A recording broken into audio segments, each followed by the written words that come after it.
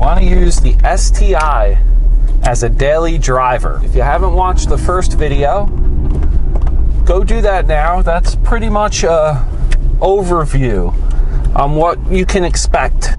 Lately, we've had a few people comment back that they owned STIs, all different, various years, and didn't have a good time daily driving them.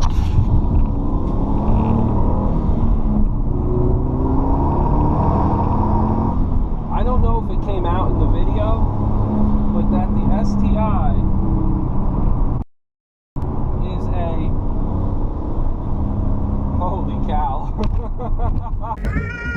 I see what people are saying. It all depends on your drive. It really does. And I think I stated that in the video when I was talking about clutch weights and different sprung clutches and how they're going to feel on the road. It all depends. Some people want to. It's so weird because it really depends on personal taste. Like, I was just on the Rally Sport Directs. Every Friday they do like a little wrap-up or a car talk. And someone had just put a 6-puck clutch in their STi, and that's awesome. And I think they said they were driving it around on the road. Your drive to work, and not even your drive to work, but just your drive around town. You might not have, like, the most simple drive around town, especially with the 6-speed transmission. A lot of people prefer the WRX to the STi. A lot has to do with that. The older ones, the new ones are 6-speed, but the older WRXs, you can only get in 5-speed. And they were better on the road because you can hold the gears longer. If you know what I'm talking about. The 6-speed, you have to work the gears up to get the power and everything. It's different, where in a 5-speed, you can hold that gear longer. Some people want to drive a 6-puck STi daily, and some people don't even want to drive the stock clutch daily. And it's not only the clutch too, the suspension too. I wouldn't see steering being an issue for anyone. So let's go over what would be an issue for some people. Looks, number one. A lot of people don't want to drive around with the big wing, and a lot of people don't like the gold BBS wheels. I absolutely love them, so there's no problem there. You have to be the kind of person that really doesn't mind about fuel economy. The newer ones, they're more compliant on the road. They're less understeery. These older GD body styles, man, these things just, they understeer. But it definitely is at a limit. So the good thing is you're not going to see that when you're just driving around all the time, even when you're driving a little bit sporty. The only time you really encounter that is when you're going for it. Like if I'm trying to drift in the snow or something, and that car pushes forward, it pushes, and you're trying to steer it, it's a scary thing, especially when you're moving. It can, it'll make your eyes wide for a second there. One easy way to combat understeer with a little more oversteer is to install a larger rear sway bar. The symmetrical all-wheel drive system handles almost any surface.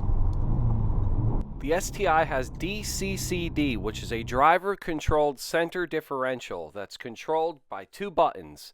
One button presses you into manual mode, and the other button is a scroll wheel that lets you scroll through 65% power to the rear wheels or a full all-wheel drive lock. If you're going to pull the e-brake, just make sure you dip the clutch in because the center differential doesn't like it when the e-brake is pulled without it being in neutral. Leaving the DCCD in manual mode lets the computer decide moment to moment when it needs grip. The 2004 STi model uses a limited slip front and rear with the 6-level DCC. The 2005 to 2006 uses a helical limited front and limited slip rear with the DCCD. These older ones, the GD body styles, these are the ones that are going to be just loud inside. There's not a lot of sound deadening, even compared to the WRX, but just remember that the fuel mileage in these things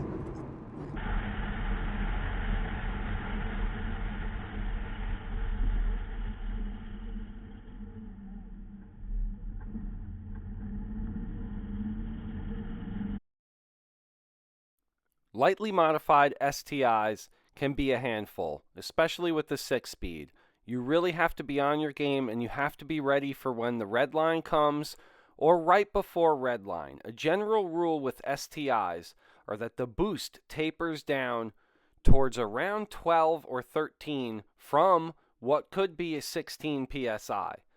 Due to the stock tune, stock internals, and the boost tapering at redline, it's a good idea to shift at about 6,500 to keep the car into the boost. The car will actually slow down as it reaches redline because of the boost taper. A built motor with built internals and a Pro Tune will be able to shift well past the 7,000 redline and still be able to handle all the boost. You can tune the car so that it'll keep its full boost way until redline.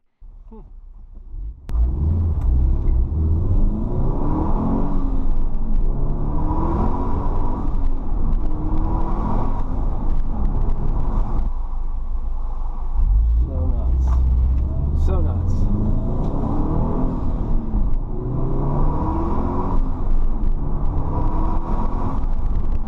There's nothing that's screwing any of my map up. The Cobb off the shelf stage 1 91 octane tune is just working so well with this setup. The real only thing performance wise that has changed on this is the intake. Maybe this MAF hose. The turbo inlet hose. I'm still all safe within my air fuel parameters. I data log with the Cobb all the time. Got some different hoses here that hook up to the intercooler, nothing crazy. Awesome. HVAC system. I mean, blazing hot. So hot you have to turn it down from 85. It's just incredible. The auto feature is good. It works. There is one thing about it that I do not like. Of course, the selectors are great. Everything's nice. When you switch to your defrost here, it always turns the AC on. If you know a better setup for heel toe shifting, comment down below. This is one of the best there is.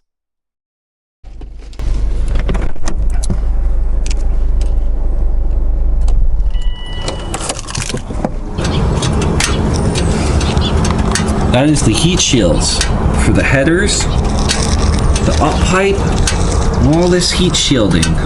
So this ticking and tapping, you're going to hear this for a little bit. All right, everyone, that's all I can think of for now. Part 2 of WRX STi as a daily driver in the books. Smash that like button if you like this, and give me a subscribe, give me a comment. Stay tuned for more content. We will be on it this summer, so we'll see you soon.